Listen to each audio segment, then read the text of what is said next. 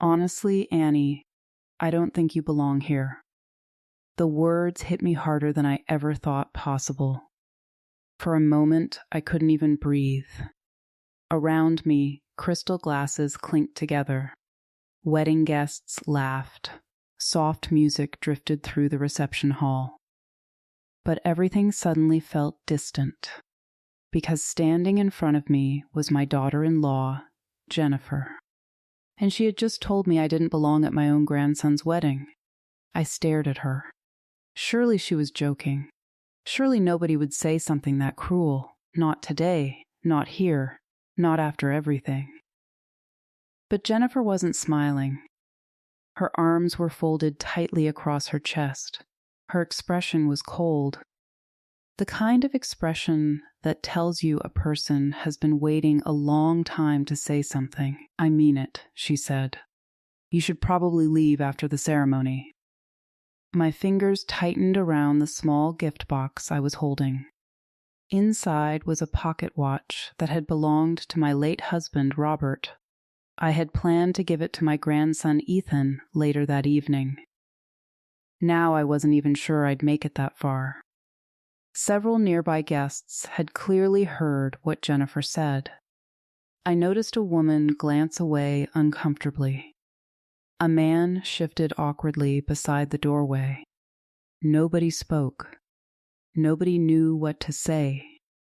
And honestly, neither did I. At 78 years old, I thought I had experienced every kind of heartbreak life could offer. I had buried my husband. I had survived financial struggles. I had endured loneliness, but standing there, being told I didn't belong in a family I had spent decades helping build, that hurt differently.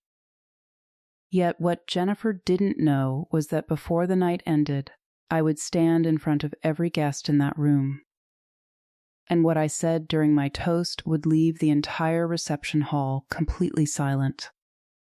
Not because I wanted revenge, because the truth had finally caught up with her. Before I tell you what happened, I'd love to hear from you. Have you ever been made to feel unwelcome by someone in your own family? Let me know in the comments below. And if you enjoy heartfelt stories about family, love, and second chances, don't forget to subscribe. Now let me take you back. My name is Annie Parker. I'm 78 years old. I live in a small Ohio town where people still wave when they drive past your house. I've lived there for most of my life. For 46 wonderful years, I was married to a man named Robert. He wasn't rich. He wasn't famous. But he was the kindest person I ever knew. When cancer took him 8 years ago, a piece of me went with him. The only thing that kept me moving forward was my family. Especially my grandson, Ethan. From the moment he was born, that boy had my heart. I remember sitting in the hospital waiting room while Jennifer was in labor. I paced the floor so much the nurses probably thought I was the one having the baby. When the doctor finally walked out and said mother and baby were healthy, I cried. I wasn't ashamed of it either. I cried like a baby. The first time I held Ethan, he wrapped his tiny fingers around mine, and from that moment forward, I would have done absolutely anything for him. Over the years, I babysat whenever Daniel and Jennifer needed help. I attended every school play, every soccer game, every birthday party, every graduation ceremony. If Ethan needed someone, I was there. Not because I had to be, because I wanted to be. As he grew older, our relationship only became stronger. Sometimes he'd stop by my house after school just to talk. Sometimes we'd sit on my porch for hours discussing life. Girls, college, dreams, fears, everything. When he got accepted into college, I framed his acceptance letter before he even got home. When he graduated, I sat proudly in the front row, and when he introduced me to Claire, the young woman he wanted to marry, I was thrilled. Claire was thoughtful, kind, respectful, the kind of person who listened more than she talked. The first time we met, she brought me flowers. Nobody had ever told her to do that. She simply wanted to make a good impression. And she did. I remember thinking Ethan had chosen well. For a while, everything seemed perfect. Then the wedding planning started, and little things began happening. At first, I ignored them, an invitation that never arrived, a family dinner I somehow wasn't told about, a planning meeting everyone attended except me. Whenever I asked about it, Jennifer always had an explanation. Oh, it slipped my mind. It was last minute. We assumed you'd be busy. The excuses always sounded reasonable, at least individually. But after the 10th excuse, the pattern became impossible to ignore. One afternoon, Ethan called. "Grandma, are you excited for the engagement dinner next week?" I nearly dropped the phone. "What engagement dinner?" There was silence. Then Ethan said something that immediately made my stomach tighten. "You weren't invited?" I tried to laugh it off. Maybe the invitation got lost. But deep down, I knew better. Because that wasn't the first event I'd somehow missed. And unfortunately, it wouldn't be the last. What I didn't know then was that someone was quietly working behind the scenes to push me out of the family. And the closer we got to the wedding, the harder they pushed. A few weeks later, Ethan stopped by my house looking troubled. "Grandma, can I ask you something?" "Of course." He hesitated. Then he said something that shocked me. "Why don't you support the wedding?" I stared at him. "What are you talking about?" His forehead creased. "Mom said you told her weddings are a waste of money." For several seconds, I couldn't speak. Then I slowly shook my head. "Ethan, I never said that." The confusion on his face told me everything. Someone had lied to him. And for the first time, I started wondering how many other lies he had been told. What I discovered over the next few months would change everything I thought I knew about my family. And it would lead to a wedding day nobody would ever forget. After Ethan left that afternoon, I sat in my living room staring at the family photographs lining my wall. There was Ethan at age 6 holding a fishing rod almost bigger than he was. There was Ethan at 12 wearing braces and grinning proudly after winning a school award. There was Ethan on his college graduation day. Every picture told the same story. I had been there, every step of the way. So why was someone trying so hard to convince him otherwise? The question stayed with me for days. The more I thought about it, the more uncomfortable I became. Because this wasn't simply about forgotten invitations anymore. This was something bigger, something intentional. A week later, I received another surprise. Or rather, I didn't receive one. My sister Carol called me one evening. "Annie, what are you wearing to the bridal shower?" I nearly laughed. "What bridal shower?" There was a long pause. Then Carol said, "You mean you weren't invited?" My heart sank. Apparently, everyone else had been. Everyone except me. When I hung up the phone, I sat quietly at my kitchen table. The old clock on the wall ticked loudly. The house felt emptier than usual. For years, I had convinced myself that Jennifer's behavior was accidental. But accidents don't happen over and over again. Eventually, they become choices. And Jennifer seemed to be making the same choice repeatedly. The next morning, I decided not to say anything, not because I wasn't hurt, because I was tired. Tired of asking questions. Tired of pretending not to notice. Tired of giving people opportunities to dismiss my concerns. But life has a funny way of bringing the truth to the surface. A few days later, Claire called me unexpectedly. "Hi, Annie." Her voice sounded nervous. "Hello, sweetheart. Do you have a minute?" "Of course." There was a pause. Then she asked something strange. "Did you like the centerpieces?" I frowned. "What centerpieces?" "The wedding centerpieces." I felt a knot form in my stomach. I haven't seen them. Another pause. Then Claire sounded confused. Jennifer said you were helping design them. I nearly dropped the phone. No, Claire. Silence. A long silence. Then she quietly asked, "You weren't involved?" No. The conversation shifted after that, but something had changed. I could hear it in Claire's voice. She was starting to notice the inconsistencies, too. And once people start noticing inconsistencies, they usually begin asking questions. Questions Jennifer clearly didn't want anyone asking. The following weekend, Ethan came over for dinner. He looked exhausted. Wedding planning was taking a toll on him. Halfway through the meal, he put down his fork. "Can I tell you something?" "Anything." He sighed. "I feel like everyone wants something from me." I smiled sympathetically. "That's weddings." He laughed, then his expression became serious. "Mom keeps saying certain people aren't supportive." I immediately knew who he meant. But I stayed quiet. A few seconds later, he looked at me. "I don't understand it." "Don't understand what? Why she keeps saying you're distant?" I felt my heart ache. Because I could see the conflict inside him. He loved his mother. But he trusted his own experiences too. And those two things weren't matching anymore. "What do you think?" I asked. He thought for a moment.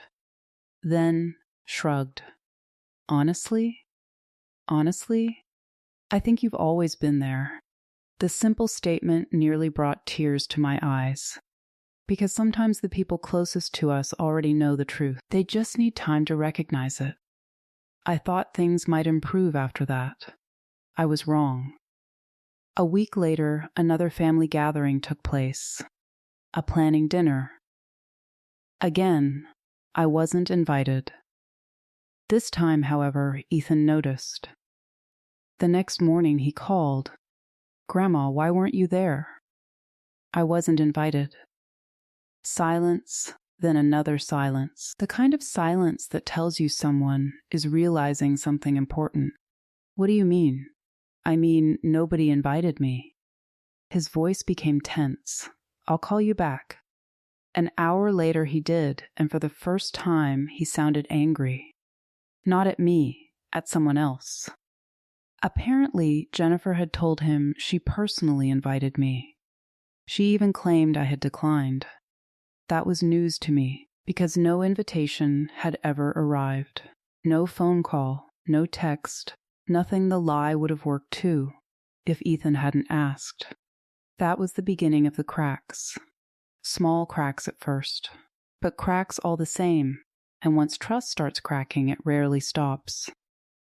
Over the next month, things became stranger. Relatives began mentioning conversations I'd supposedly had, opinions I'd supposedly shared, comments I'd supposedly made. The problem? None of them were true. One cousin claimed I'd criticized the wedding venue. Another said I thought Claire's dress was too expensive. A third insisted I'd complained about the guest list. Every story led back to the same source. Jennifer. At first, I couldn't understand it. Why would she do this? What did she gain? Then, one evening, my son Daniel accidentally gave me a clue. We were sitting on my porch when he said something that caught my attention.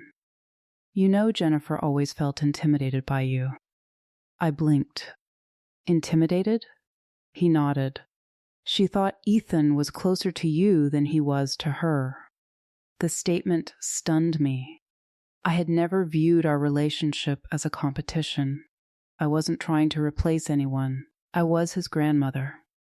Nothing more, nothing less. Yet, suddenly, pieces began falling into place. Maybe this wasn't about weddings at all. Maybe it was about years of insecurity, years of comparison, years of resentment. And if that was true, then the wedding had simply become another battleground. Unfortunately, things were about to get worse. Much worse. About 3 weeks before the wedding, Ethan showed up unexpectedly. The moment I opened the door, I knew something was wrong. His jaw was clenched, his eyes were angry. "Can we talk?" "Of course." He walked into the living room, then pulled out his phone. "Look at this." He handed it to me. I stared at the screen. A family group chat. Dozens of messages. Wedding updates. Guest discussions. Planning details. And sprinkled throughout the conversation were comments from Jennifer. Comments about me.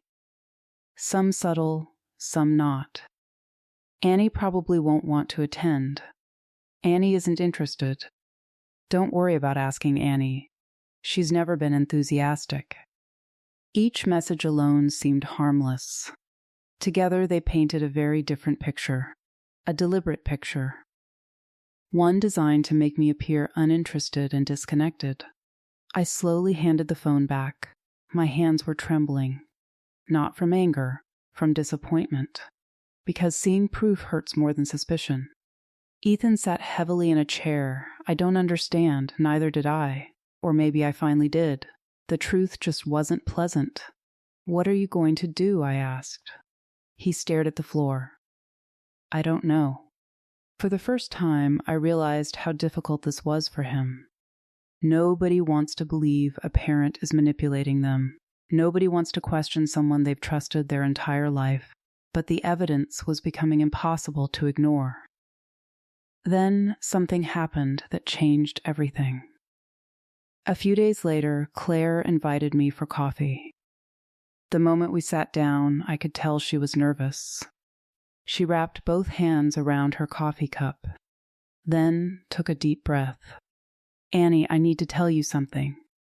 My stomach tightened. "What is it?" She looked around before lowering her voice. "Jennifer tried to remove you from the guest list." For a moment, I genuinely thought I had misheard her. "What?" More than once. The room suddenly felt smaller. Claire continued. Every time I pushed back, she came up with another excuse. I couldn't believe what I was hearing. One day she said the reception might be too tiring for you. Claire shook her head. Another time she said you weren't interested in coming. I stared silently at the table. Then Claire added the worst part. The last time she claimed you didn't support our marriage. The words hit me like a punch to the chest. Nothing could have been further from the truth. I loved Claire. I loved Ethan. Their happiness was all I wanted.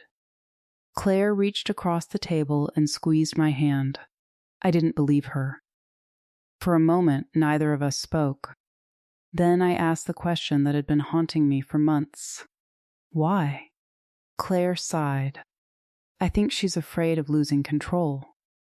Control, the word echoed in my mind, because suddenly everything made sense. The lies, the exclusions, the manipulation.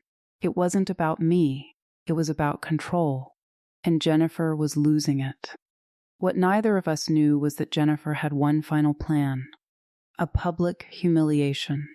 One last attempt to push me out of Ethan's life. She intended to do it on the wedding day itself, in front of hundreds of guests. What she didn't realize was that the truth was already catching up with her.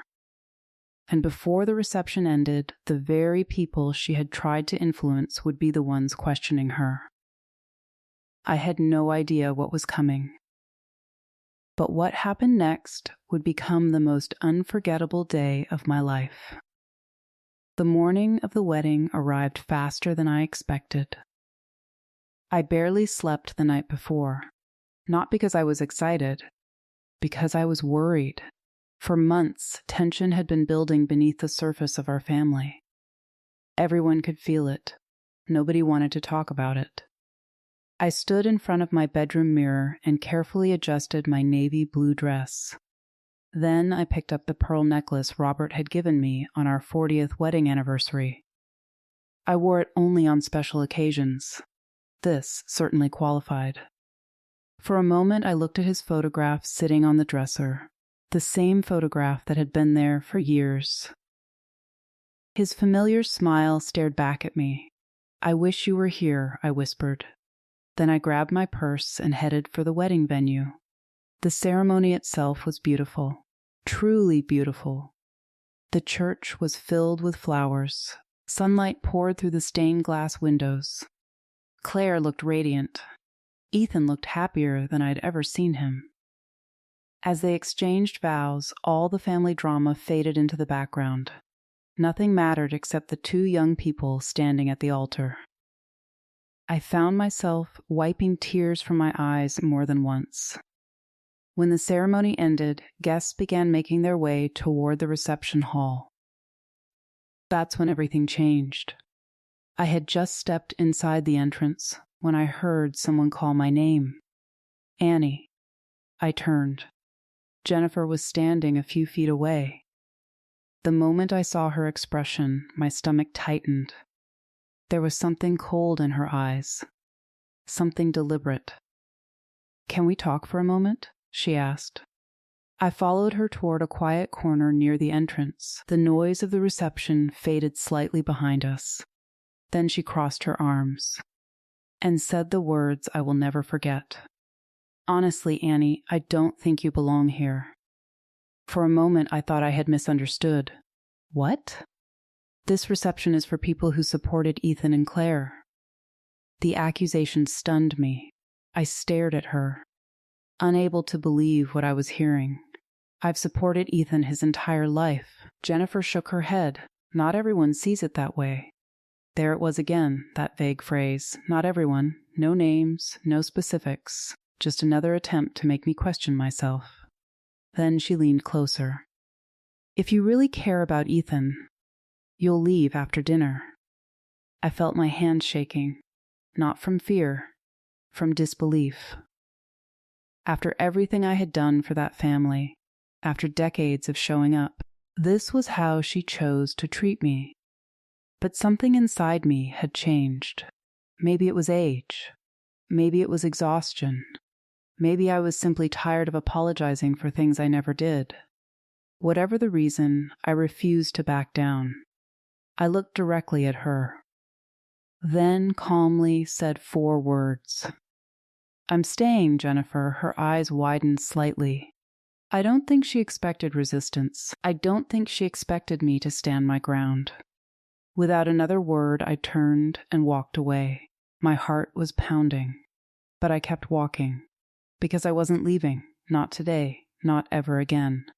When I found my table, I wasn't surprised.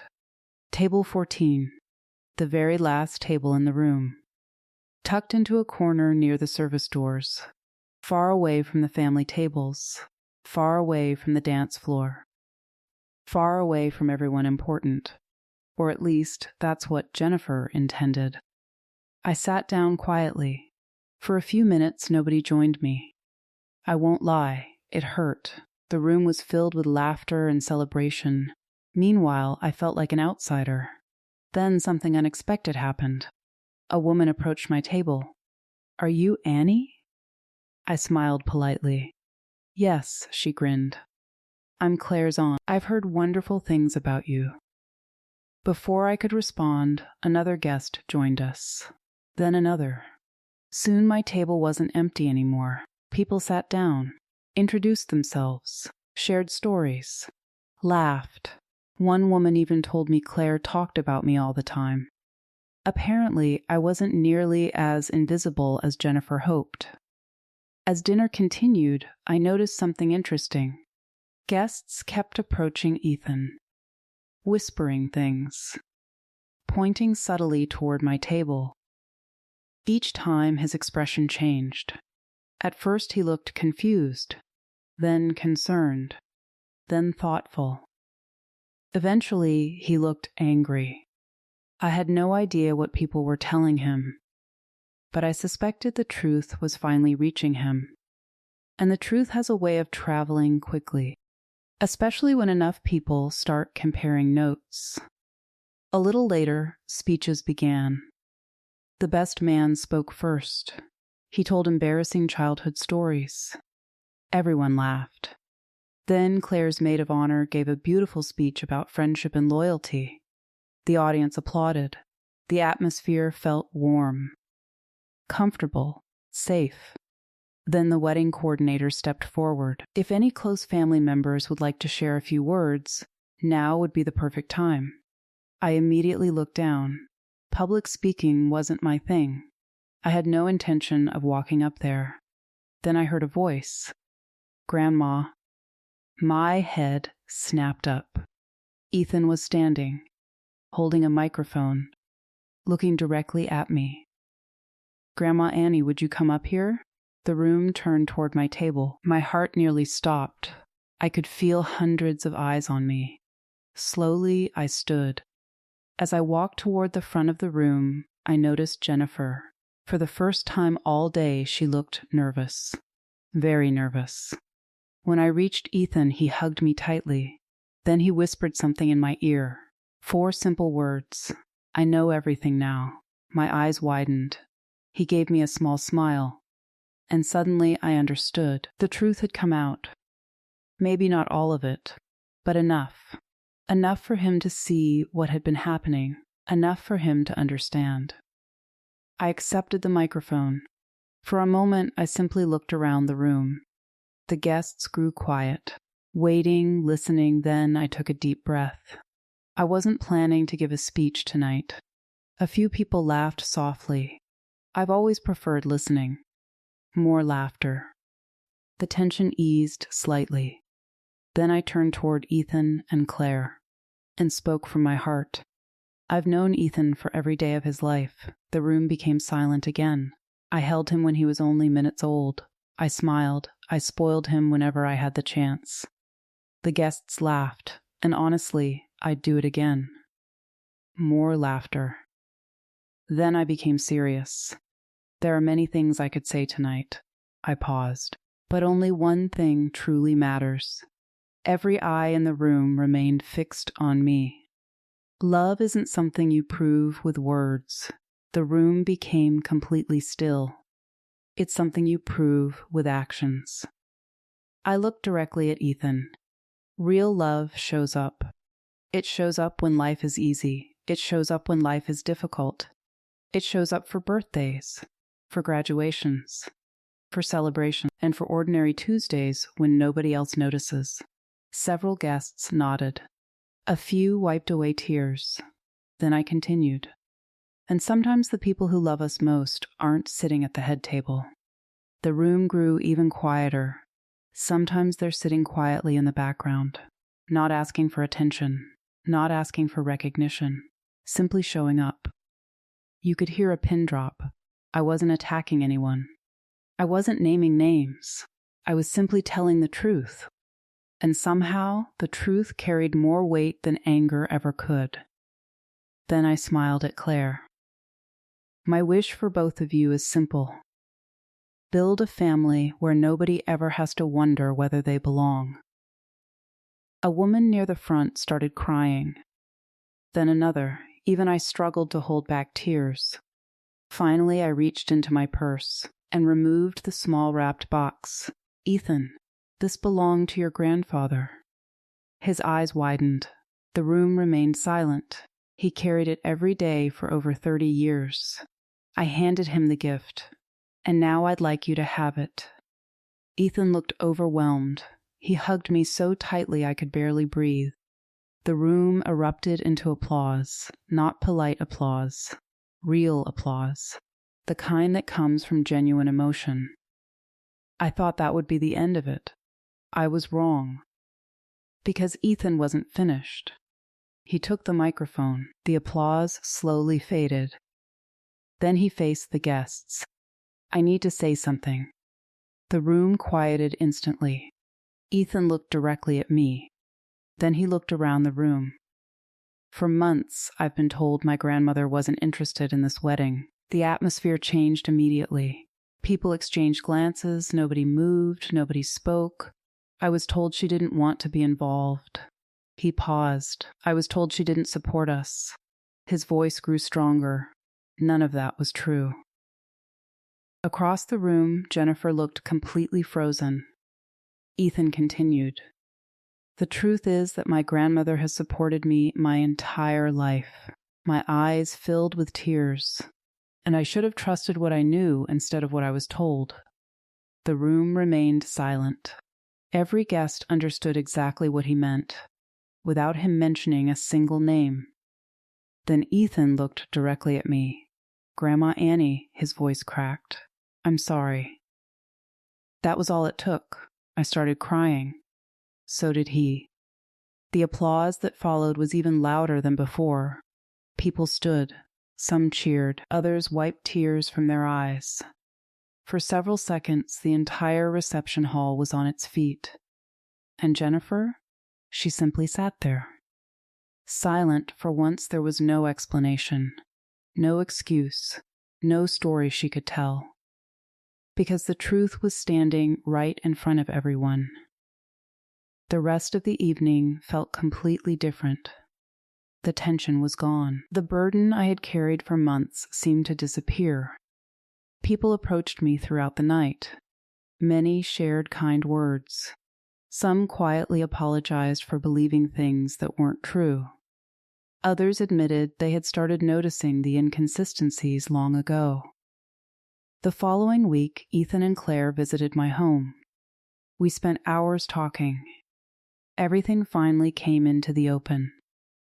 The lies, the manipulation, the exclusions, the misunderstandings. For the first time in a very long time, nobody was pretending. And sometimes that's where healing begins. Not with perfection, with honesty. A few months later, Daniel stopped by unexpectedly. We sat together at my kitchen table. After several minutes of silence, he finally looked at me. "I'm sorry, Mom." I could see the regret in his eyes, the realization, the guilt, the sadness. It wasn't a dramatic apology. It didn't need to be. It was sincere. And sometimes sincerity matters more than eloquence.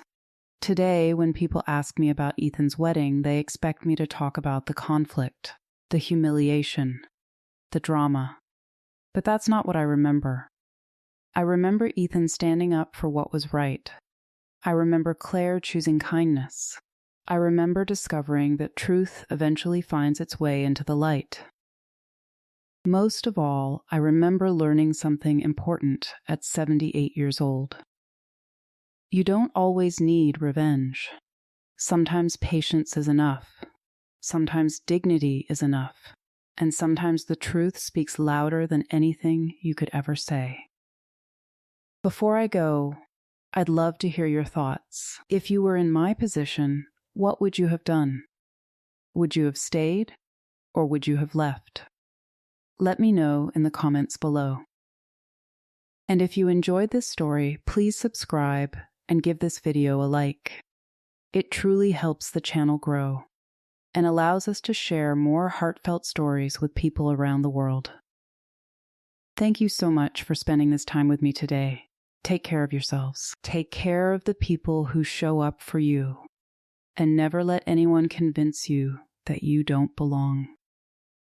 Until next time, thanks for watching.